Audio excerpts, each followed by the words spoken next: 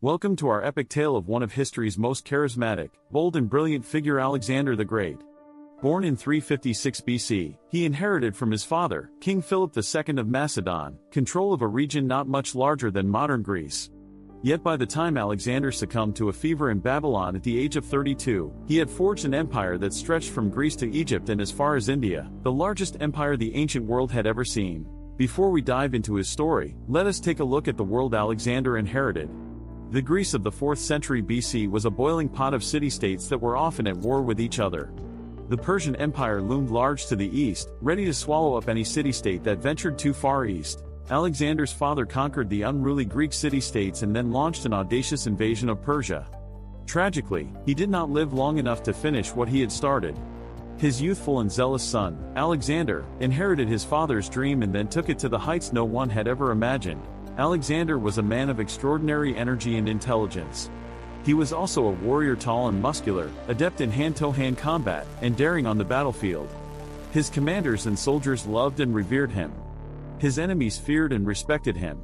His troops were willing to follow him to the end of the world without ever questioning his decisions or leadership. Much has been said and written about Alexander's military genius. He proved himself on multiple occasions, against Greek city-states, against Darius III of Persia in the Battle of Issus, and in his most formidable test, the Siege of Tyre. In each of these encounters, he demonstrated an uncanny ability to assess a situation, conceive an innovative strategy and then execute it with outstanding determination. In the early part of his reign, Alexander consolidated his hold over former Persian territories, appointed officials loyal to him, and married a Persian princess.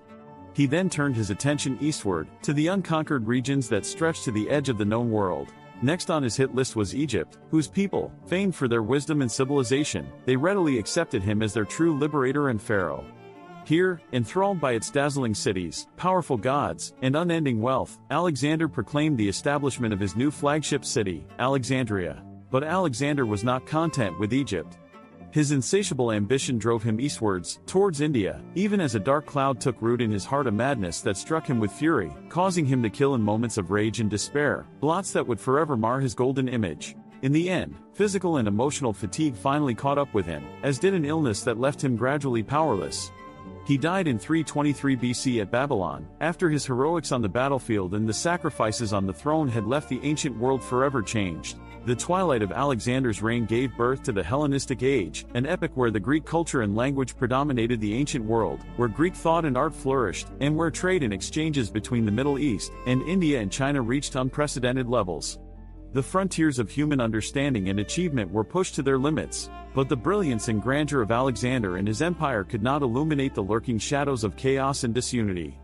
His ambitious generals, the Diadochi, were unable to maintain unity and soon succumbed to their greed and the ever-present threat of external invasions. After almost 2 decades of struggle and chaos, the empire Alexander built simply turned into a collection of divided kingdoms, each ruled by a descendant of one of Alexander's generals.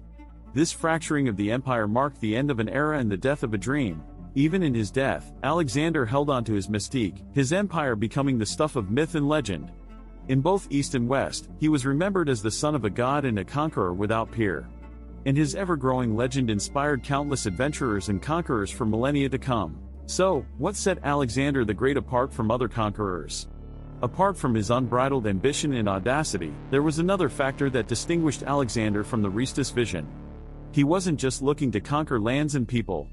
He was aiming to establish a united empire, bonded by a common culture and a shared vision of the future. As the centuries rolled on, the once vast Macedonian empire of Alexander the Great crumbled. But the legacy he left behind endured cultural fusion, linguistic unity, and above all, an enduring respect for that single man who, in his brief lifetime, reshaped the contours of the ancient world as nobody before him, and nobody after him. Alexander the Great sought to conquer the world, but in truth, it was the world that was conquered by him and his vision. From his father's dreams to the edge of the ancient world, he fought, inspired and ultimately changed the very course of human history. This documentary has only scratched the surface of the life and triumphs of Alexander the Great. His tale is truly one for the ages, one that remains as powerful and inspiring today as it was over 2 millennia ago. Thank you for journeying with us through this exploration of one of history's most enigmatic figures.